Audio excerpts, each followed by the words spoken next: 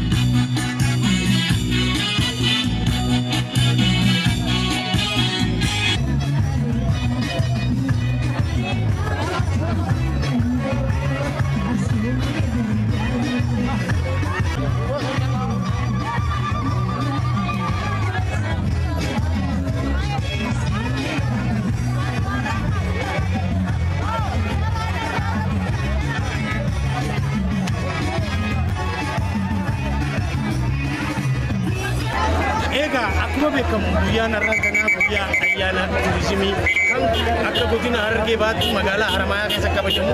Guyyaan kun guyyaa addaa wanni isa godhu manni hawaasni kanatti aadaa kaayyachuudhaan bahanii yeroo ammaan tanaa keessummaa simachaa jiranii kun guyyaa ayyaana turizimiiti. Baga ayyaana guyyaa turizimiiti isiniin jecha sagantaan teenyaa hamma ni jalqabdi. Sagantaa teenya jalqaba keessummaa simachuudhaan akka agartan hawwanii fi shamarran keenya akkasuma abbootiin huccuu aadaa kaayyatanii keessummaa simachaa jiranii ayyaana gaarii kan isiniin haroo qophii daawwannaa faana haraati. Wait,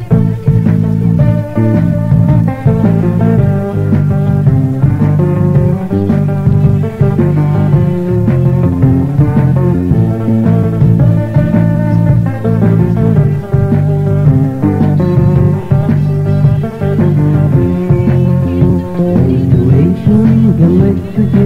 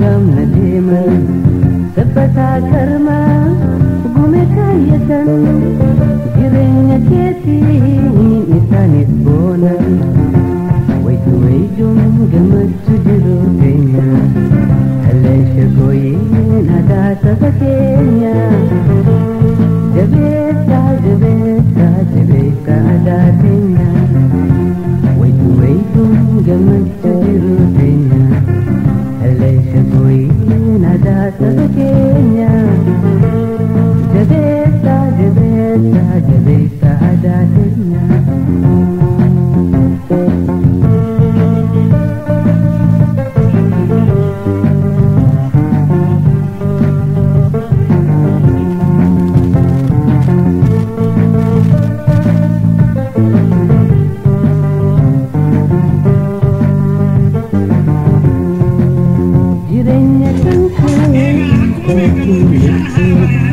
Adunya rasi inde kanku jirenya kanku adunya rasi inde kanku ada jerasi inde kumadenku waitu jamaica hojii humee fi jira haaluma kanaan magaalaan Haramaayaa magaalaa hawwata turizimii godina Harargee ba'aa bobbosoo taane Awaashi gadiin bishaan Haramaayaa bal'aa dhabduudha.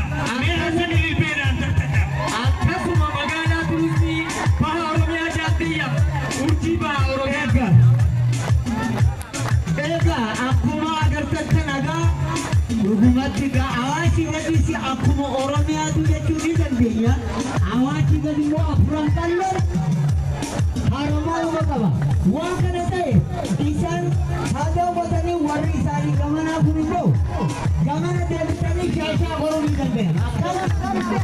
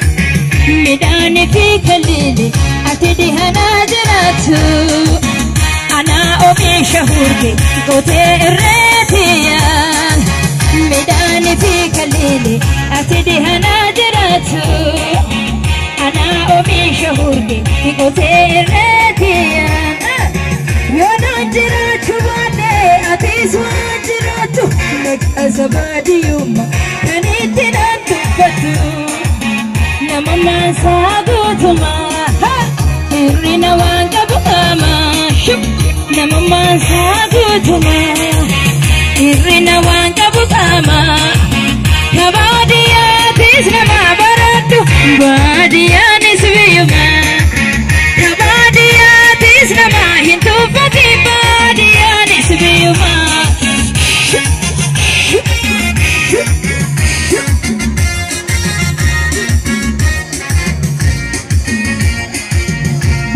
Ijati fili badiyan tafaya Koricha gade biti yedutu itifaya Dawi ijati fili badiyan tafaya Koricha gade biti yedutu itifaya Ilesi gulu anabi anama Badiyan male leesuma argama Mama sagutuma irina wanga bukama mama sagutuma irina wanga bukama kabadiya tisna mabaratu badiya nisbiyuma salami familia badiya tisna mahintu fati badiya nisbiyuma fidun dandai afani no dese badiya wankatat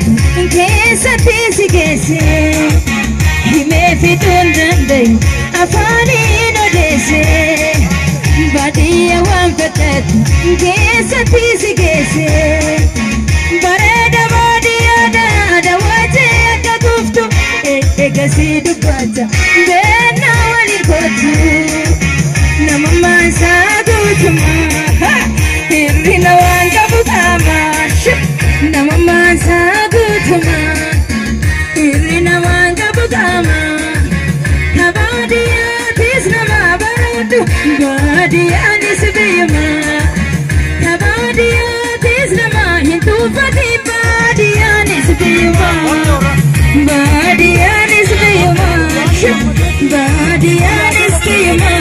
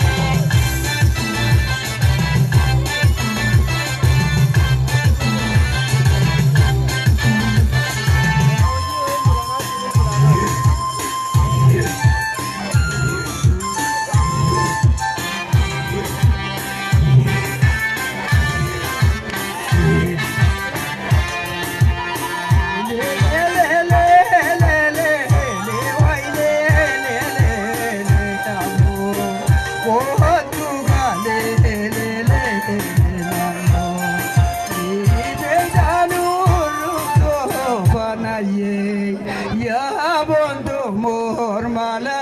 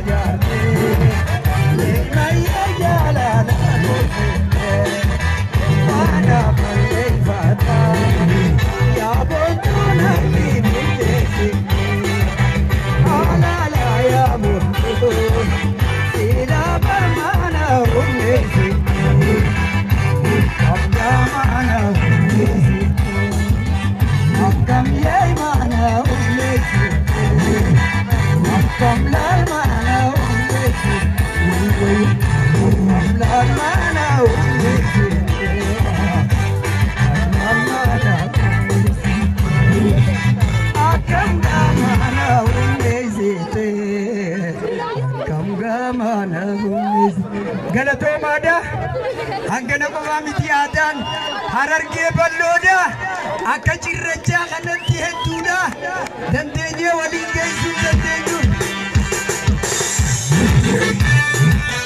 nagayaanaa galaa hundi sooteeyaa galatoomaa geessaa way akkasuma kabajamoota daawwattoota keenya warri godina adda addaa irraa dhuftan aadaan harargeedha akka cirrachaa kanaa takka lama jennee waan lakkoofnu miti ji'a sadii isinirraa ni fixa takka lama odoo jennee adda addaan isin garsiisuudhaaf kanumaafuu kabajaadhaan baga harargee jaalalaa dhuftaniin isiniin jaa galatooma ulfinaa fi kabajaa isiniin mala harkadhaadha isiniin jetti guyyee mirrirsaa fi akkasuma daddaa isaa fi haramayaa tana haramayaa guddattee hundi fooqii taate rabbi nu haa godhu ilmaan qoqqooqaa rabbi sin haa godhu intalaas rabbi nu haa qajeelchu gurbaas rabbi nu haa qajeelchu maanguddoos rabbi haa qajeelchu haramayaa rabbi nu haa godhu haramayaa nu taateeti haramayaa rabbi nu haa godhu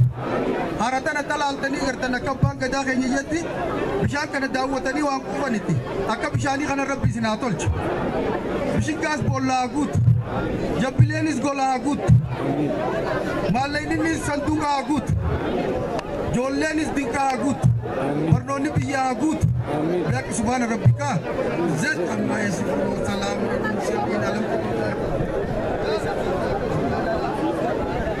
Assalamu alaikum. Rabbi wal jalla nu ayas Rabbi wal jalla nu ayas Rabbi tokko nu agod Rabbi tokko nu agod Rabbi warra harka wal qabate irree takkaan biyya fi misoomsu Rabbi isin agodu Rabbi tokkummaa isinii haa kennu mootummaan goggogaan kutee mootummaa goggogaa dheefa bishaan keenyaas kuteeti har'a mootummaan jiidhaan dhufeeti nu jiise Rabbi bishaan keenyaas ka turu nu agodu Rabbi bishaan kana warra irraa fayyadatu nu agodu wala zalika bihaqqi subhana rabbika mootummaa keenya azeeban toloyne meeyran toloyne rabbi haa godhu meeyratu fi caamsaan min rabbi haa godhu waaree fi waarii naganu haa godhu waatii maatii naganu haa godhu amalaa fi amataas naga rabbi nu haa godhu warra amanni nyaatee warra mata nyaate rabbi nu haa godhu amatallee katabra ka caalu rabbi nu haa godhu warra dorrobee dhalabee horro bobbee galabee rabbi nu haa godhu warra walii bee horro lirraa bee rabbi nu haa godhu warra waliin deemu horro jala deemu rabbi nu haa godhu warra galmiti bakka bakka kaya bakata karabno hagodu inshallah tajabate juba rabno halafis tabagaatelle no hadis tabafacaatelle walino hakabu ware bi wari nageno hagodu wati mati nageno hagodu shufera mari naga arashi babba gala naga rabbe hagodu karabe naga anno hagaw hababbe naga anno hagalu hadorro belle no hadalu hagu elle no hane inshallah ololle gado fagolle do rabno hagodu haji bi aje wali rabno hagal bihaqqi subhana rabbika rabbil izzati amma yasifun assalamu alal mursalin alhamdulillahi rabbil alamin ya aziz ya karim ya allah rabbi nagana agud biya naga agud biya tukang gudatu rabbi agud biya gudan batu rabbi no agud wa dalika bihaqqi subhana rabbika me mangutotenya hamilen gaggeessa Mangguto hamile nu gaggeessa hamileen ayya akkamiin jirtan san kanatti aansuudhaan akka bootaa nu qabadha akkamiin sagantaa gaggeessina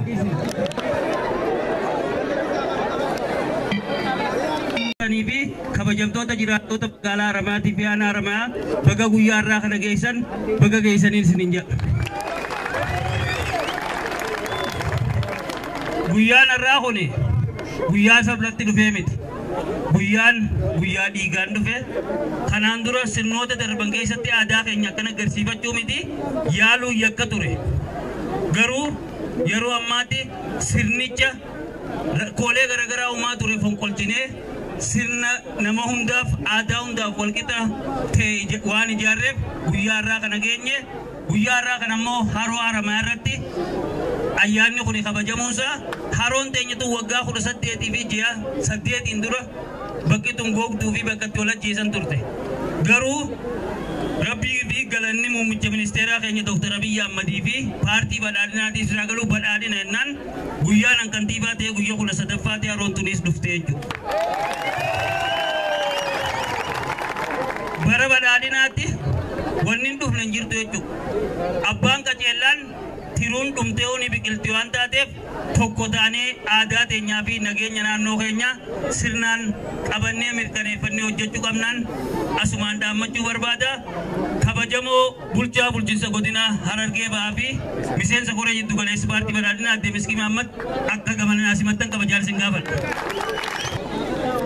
Tole kabajamoo obbo Hussein Fayisoo hoogganaa aadaa fi Biiroo Aadaa fi Turizimii naannoo kabajamoo obbo Abdulrazaq Ahmed Abbaa Gadaa Afranqazoo kabajamtoota keessummoota godina adda addaatti asitti argamtan kabajamtoota hooggantoota Biiroo Aadaa fi Turizimii hundumaa'uu abbootii gadaa abbootii amantaa kabajamtoota keessummoota jaalatamtoota ummata magaalaa Haramayaa akkanumatti aanaa Haramaayaa fi keessummaa kabajaa taatanii asitti argamtan baga guyyaa ayyaana turizimii waggaa 18ffaatiin isiniin gee nuun gee isiniin jechuu barbaada.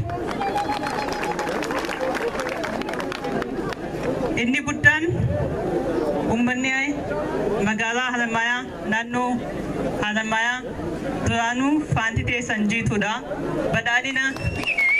Badhaadhinni iddoo itti argame iddoo itti mul'ate magaalaa Haramaayaa fi aanaa Haramayaa jidduudha. Kanaaf akka mootummaatti maqaan baafannees isinis ni ibsaa jechuu isin keessaa argannee baafannee jechuu ni dandeenya. Kanaaf kantiibaan keessanis faantii isaa jiituudha. Sanuma ibsachuu barbaada. Kanaaf faantii isaa jiituu kan taate aadaa fi abbaa uummata Oromoo hundaa eebbise waan ta'eef isa qofa osoo hin ta'in muummichi ministeeraa kabajamoon abbaa keenya abbichuun keenya muudamee yeroo gabaabaa keessatti haati kun nu deebite waan ta'eef inni nileen badhaadhina guddaadha jechuun yoo itti idaane gaariidha jeeti kan hin amanu. Kanaaf isa godina Harargee Bahaatti haroo Haramaayaa gubbatti mootummaa naannoo Oromiyaatii fi Biiroo Aadaa fi Turizimii wajjin wal dubbachuudhaan iddoo kana iddoo hawwata turizimiitii fi iddoo bashannanaa fi galiin guddaa akkaataa itti galuu danda'u magaalaa kana itti misoomsuu danda'u nuti isin akka karoorfannee kan hojjennu akka ta'e asumaan isinii dhaama.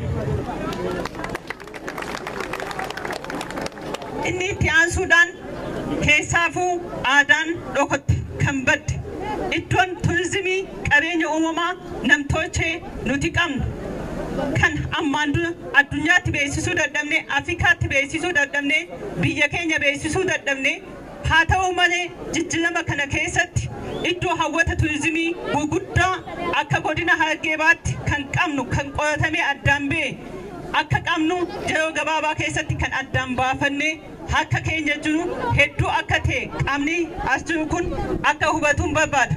Keessaafuu holqaa wajjin wal qabatee holqa gurguddaa Afrikaatti, addunyaatti, Itoophiyaatti sadarkaa keessa jiru 500 fi 90 keessaa holqa gurguddaa sadarkaa keessa kan galee 290 yeroo ammaan tanaa qoratamee kan misoomsuuf irratti karoorfannee hojjechaa jiru akka ta'ee fi haroo adda addaa torbaa'oon kan qabnu haroo Raangee, haroo Haramayaa kan kana fakkaatu haroo Cinaaqsan fudhachuu dandeenya.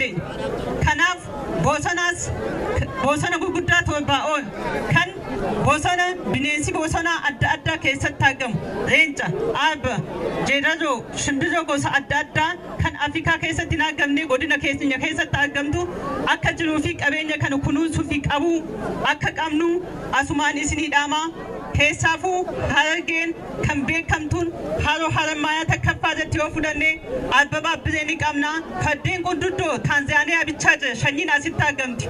Kanaaf nuti uumamaan badhaafamne waaqaan nuu kanne waaqni nuu kanne kana immoo misoomsine yeroo gabaabaa keessatti sharafa biyya alaa argamsiisuun godina keenya beeksisuu jechuun Oromiyaa beeksisuudha.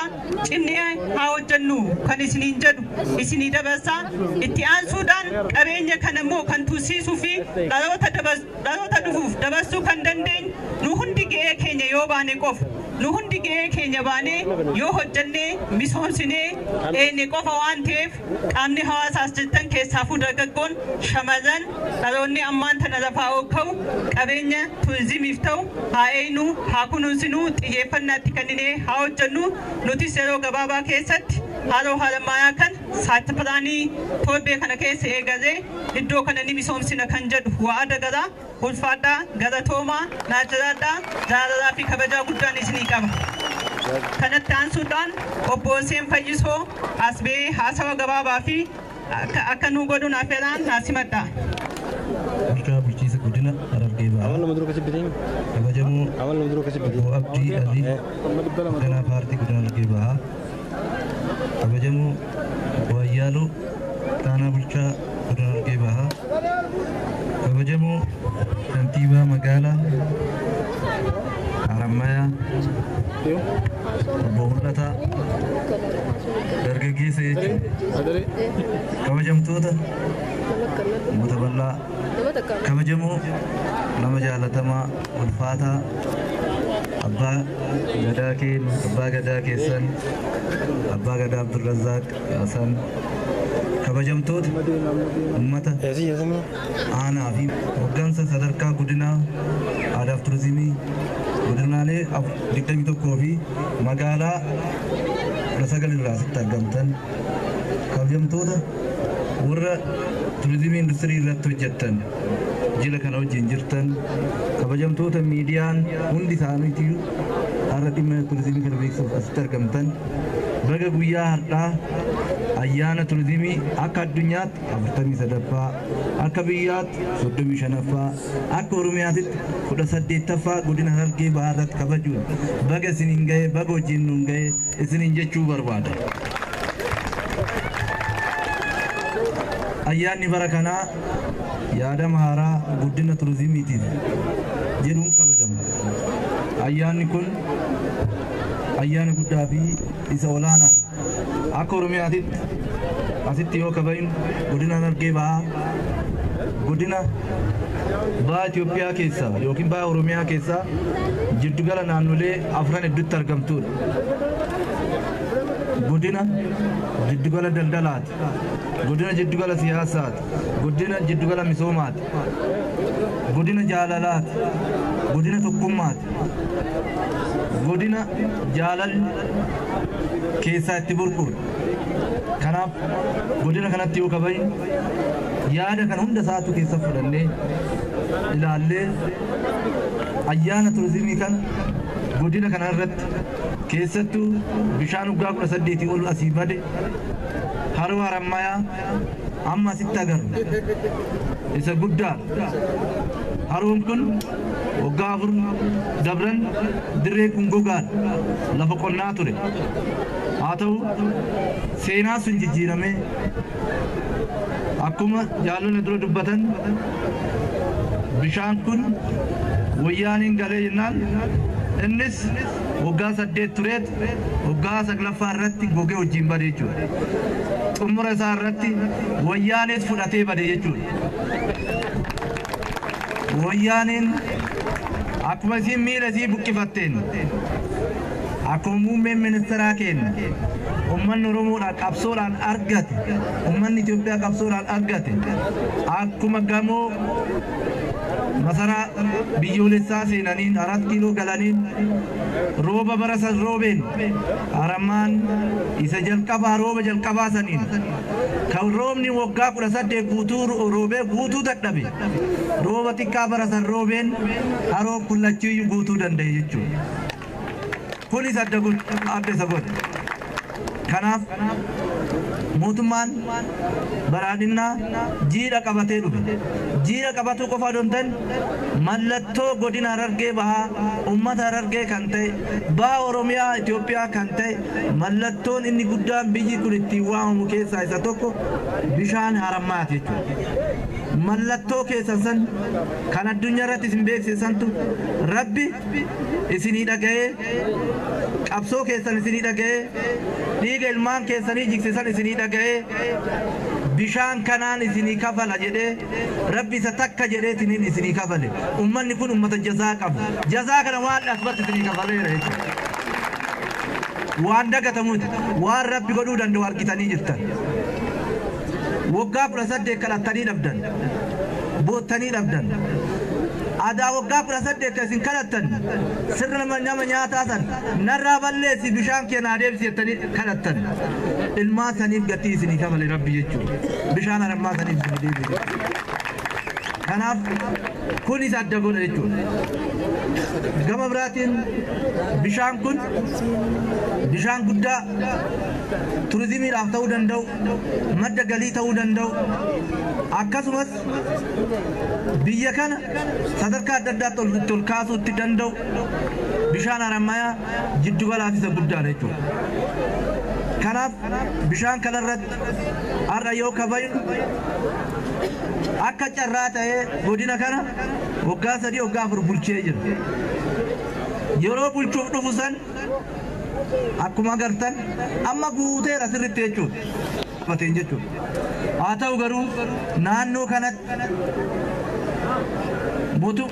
yeroo gabaabaa malee maraanee koona beeksuma. Seenaa xiqqashoota kan qaba yoon inni si yaadachiise gaariidha jeeti kan kaasu. Uummata naannoo kana jiru keessaafuu aanaa Haramayaa keessatti namoota baay'ee mufachiisnee jiru. Namoota baay'ees qalbii cabsinee jiru. Yeroo saniif wanni nuti gooneef immoo haroon Haramayaatuun akka deebitu, akka misoomtu, akka sadarkaa tana geessuuf keessaafuu namoota hedduu seeraaf dhiyeessinee adabnee isaa barsiisnee naannoo kana daangeessine. Kana kan goone Yuunivarsiitii Haramayaa, aanaa Haramayaa, magaalaa Haramayaa wajjin ta'uudhaan seenaa mudannoo tokkoon qaba. Mudannoo san yoon inni isin ibse baay'ee gaariidha jeeti kaniin kaasuu barbaaduuf. Obboleessa kiyya kan garaa takkaa baane sababa haroo Haramayaa irratti ji'a 2 fi baatii 6 ji'a 2 fi qarshii meeqa akka ta'e hin beeku adabsiiseetiin jira sababa kanatti. Amma bisti doo jaaniin. Kanaaf hanga waggaa 3 waliin oonnaa amma immoo haroon Haramayaa deebi'uu kanaan hawaasni gaafas mufachiisees obboleessi kiyyaas afooyin akkanaan jedhu abdii guddaan qaba.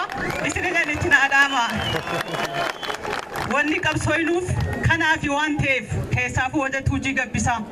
Kana Oromiyaan guutuun dhuftee akka daawwattu seenaan keenya akka bahu wanni dhokote hundi akka dagaagee eenyummaa keenya kan itti ibsinu akkanumatti hin dhufne qabsoon dhufe waan ta'eef waan qabsoon dhufe kana akka jabeeffattanii fi seenaa takkitti tan isinii tuqee galatoomaa ulfaadhaa jecha akkuma hundi keenya beeknutti dhimmi turizimii jechuun dhimma dinagdee addunyaa akka ta'e dhimma eenyummaa akka ta'e dhimma eenyummaa qofa osoo hin ta'in dhimma dinagdee keessatti sharafa alaa argamsiisuu keessatti gahee guddaa turizimiin akka qabu hubachuun barbaachisaa ta'a. Keessaafuu hojii dhablee dargaggeessi keenya naannoo kanatti yoo kan hojjetu yoo ta'e jiruu fi jireenya isaanii jijjiiranii sharafa alaa argamsiisanii kalaqa adda addaa itti hojjechuudhaaf turizimiin inni guddaa ijoo keessaafuu utubaa dinagdee keenyaa akka ta'e waggaa 4 kana keessatti waan hedduu hubannee kazaazee waan ta'eef ummanni magaalaa Haramayaatii fi aanaan Haramayaa qabeenya guddaa Rabbi isinii kanne waaqni isinii kanne kana kunuunfattanii sadarkaa guddaan akka geessan shakkii hin qabu.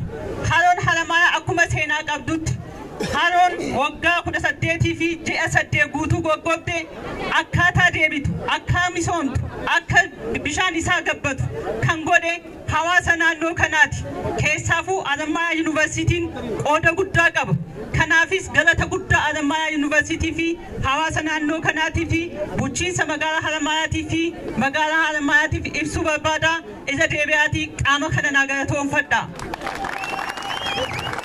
Dadhabne hifanne osoo hin jedhin qabeenyaan beekumsaan humna isaaniitiin naannoo kana daangeessuudhaan mul'isa guuttadhee jifuuko duudha boonsaan qaba guutuudha golliko inni hangafa Oromooti warra dilba yaasu warra bishaan gaafannaan aannan si obaasu warra loon isaanii odaa baas fakkaatu Boorana mee hamilee warra Booranaati aadaa Booranaa Jaljilo ya Jaljilo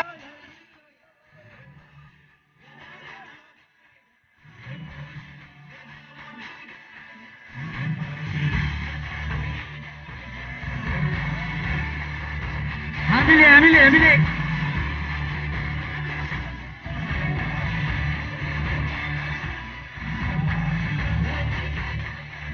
मैं हमिले चोले चला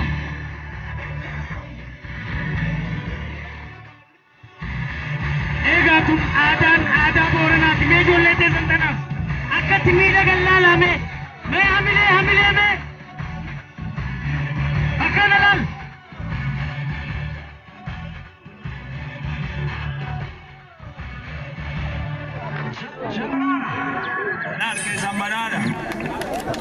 मैं हमिले akuma aannanin nama qabbanaysa Boorana Karattiyan Sudan booni nu boonsitee aadaa saba keetii biyya dhadhaa biyya loonii biyya foonanii biyya albuudaa guujii amilee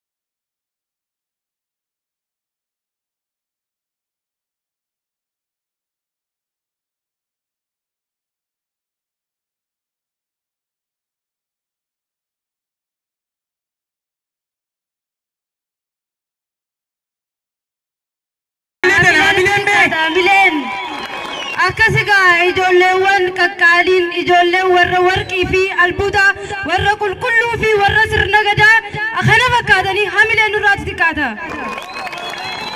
Kanatti aansuudhaan shawaa biyya goototaa biyya shawaa taaddasaa birruu biyya akka jaagamaa kan akka garasuu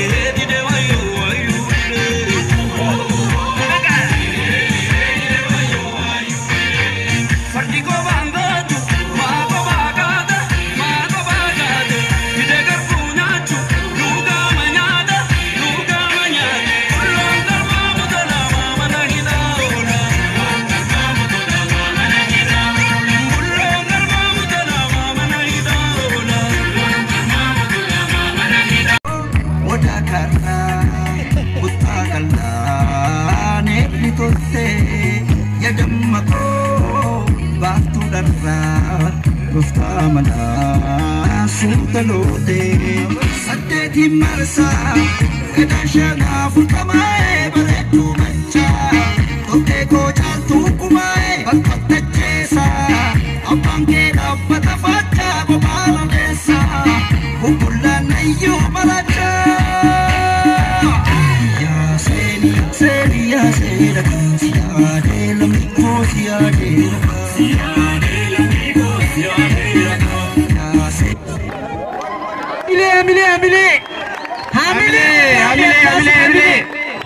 Biya laggeewwan gaggaarii, biya laggee saliilaa, biya Oromiyaa gaarii, illuu abbaa boraa, illuu. Tora no bunno bae, ilu babario bente beye, beye. Tora ni rambure bae, sibe matu durum bae, beye.